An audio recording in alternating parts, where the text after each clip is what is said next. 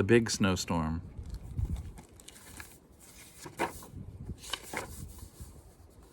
It was the end of January when the big snowstorm came.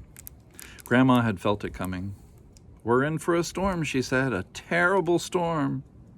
The rest of us thought it was too cold to snow. When I went out to see after Daisy, who would soon have her calf, it was at least 20 below. When I came out of the barn into the moonlight, I heard the wolves howling way off in the forest. It sounded horrible.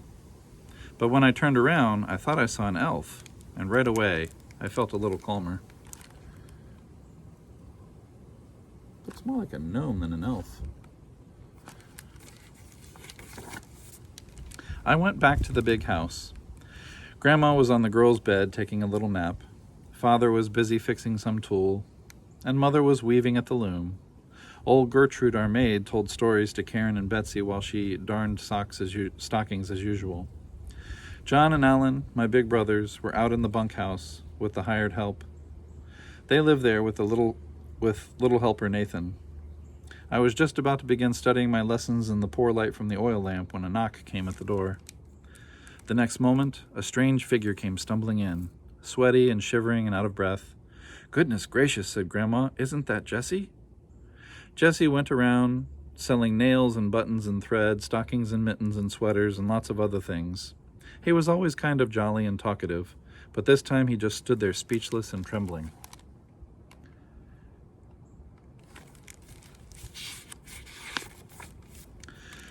When we finally got him out of his overclothes, and Father had given him something warm to drink, he had horrible things to tell. He'd been wandering through the woods. The air was biting cold. It began to get dark. In the distance, he heard the wolves howling. Suddenly, Jesse caught a glimpse of 2 wolves between the trees, and he began running for all he was worth. The wolves followed him like black shadows. Jesse ran and ran and ran. He knew that if he stopped or fell, it would all be over. The wolves would be on top of him. Finally, he saw the weak light of our oil lamp and made it to our door. We fixed a place in the corner of the big house for Jesse to spend the night. The next morning, the weather was milder. Father didn't think it was more than 2 below.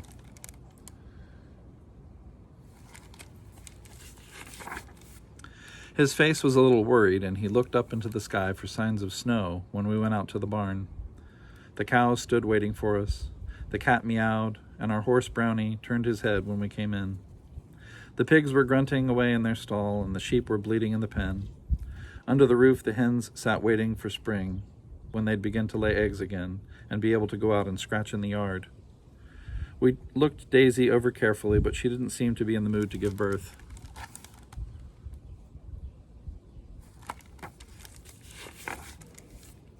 I helped with the milking while John and Alan cleaned up and took hay down from the hayloft for the cows. Then we went into the big house where Mother served the morning meal. Jesse was up, and he told us all once again about his horrible experience the night before. Later, when I was on my way to school, I looked around a few times, but I didn't see any wolves. White rabbits ran past, disappearing in the snow. In the trees, finches and sparrows were fluttering about. There were still some rowan berries left on the branches.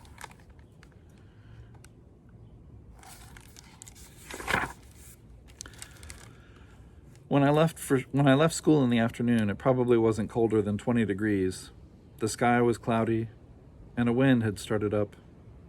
As I came into the forest, I heard the sounds of an axe. I followed the tracks of our sled, and soon I found myself beside Father and Nathan. They were busy cutting down small birches that we'd use for firewood next winter. I went over to pat Brownie, and just then the first snowflakes began to fall. In 2 minutes, the air was completely white with snow. Everybody, including Brownie, shook with worry. "That's all for today," said Father. "Nathan, see that you have all the axes, and Ollie, you help me load the sled."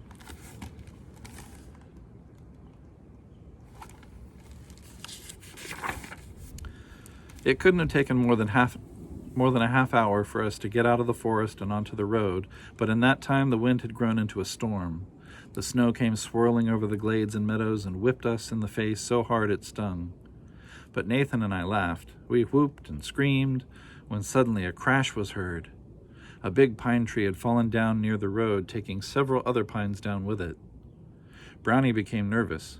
Just as Father was about to push on, we heard another crack somewhere nearby. We drew close together, Nathan and I, while the cracking sounds became more violent. With a thundering crash, a big fir tree fell to the ground just inches in front of Brownie's nose.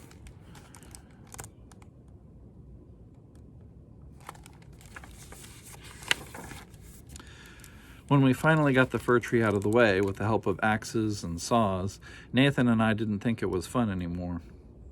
We looked fearfully at the swaying trees that stood at the edge of the forest. I thought about the bear that lay asleep in its den. If it had its home just under a spruce that was falling down, maybe the roof would cave in and the bear would come lumbering out, sleepy and irritable. Suddenly we saw 4 elks coming almost straight for us.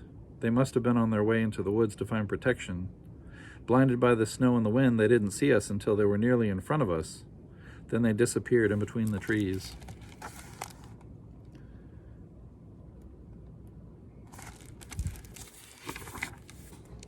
By the time we had unloaded the birch logs and gotten the sled into the carriage shed, we were so tired we could hardly talk.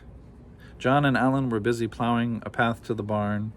Father told them about the elks and the fir tree, while Nathan and I led Brownie off to his stall. The snowstorm was howling even louder when we came back into the barnyard. Not once did I see those small mice that usually peek out from the sides of the house. Mother was glad to see me. She'd been so worried. Of course, she didn't know that I'd met up with Father and Nathan in the forest.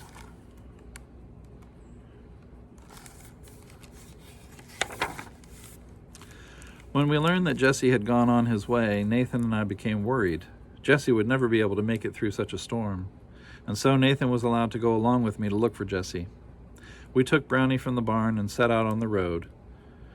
When we had gone quite a distance, Brownie suddenly shied back and climbed down into a ditch. When I looked up, I saw a lynx, curled in an oak tree just 30 feet in front of us. Both Nathan and I screamed as loud as we could, and the lynx disappeared into the snow. Nathan got Brownie up out of the ditch again, and we pushed on in the snowstorm about an hour before we met up with poor Jesse. He was on his way back to our place. Now he was happy and grateful to ride with me on Brownie, while Nathan trudged through the snow.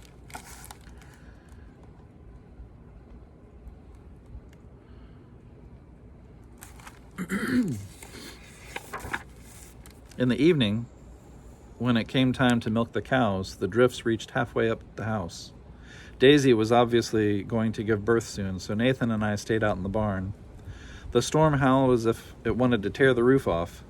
The pigs, sheep, and hens were completely silent. We waited a few hours. Nathan had fallen asleep when Daisy finally started to get up.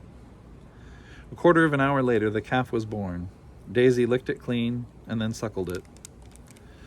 It was very cold in the barn. A cloud formed in front of our mouths whenever we breathed. "The calf will freeze in here tonight," I said. We found an old blanket, which we wrapped the calf in.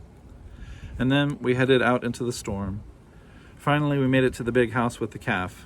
Grandma said, "Now that's a real storm calf." Later, we christened her Stormy.